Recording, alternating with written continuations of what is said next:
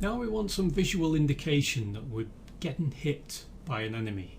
Okay, so in the assets folder under the graphics, obviously I've given you this blood with background.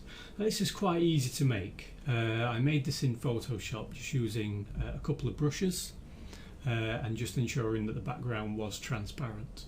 And when you bring this in, particularly if it's going to be on your screen as a UI element, just ensure that the texture type is changed to Sprite, 2D and UI.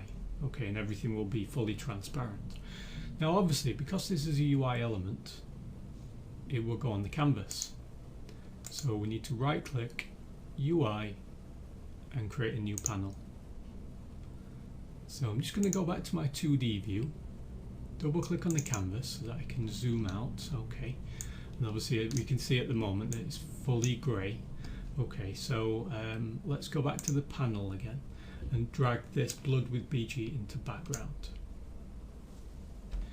We are going to animate this so that it animates in and out when we get hit, so it's not so static that it just suddenly appears, but it smoothly kind of fades in, and we're going to do that by using the colour. Okay, so with the panel selected, in fact let's give this a better name. Let's call it hurt panel. Okay, since that's what happens when we get hurt.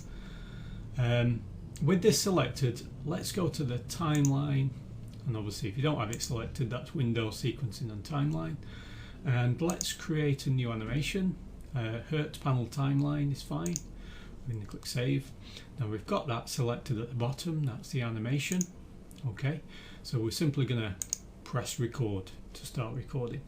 We're going to do this using seconds, not frames. Okay, so right there is 1 second. So what we're going to do is do this over half a second. Okay, so by the time it gets to about here, in fact let's zoom in, let's use the roller in the middle of the mouse.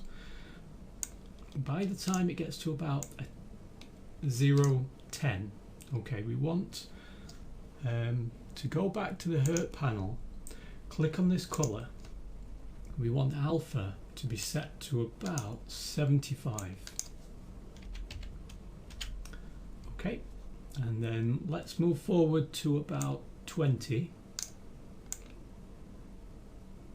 And we want to do the same thing again, so we want to click on the colour, about 75. Now you do have to retype it in order to set that keyframe.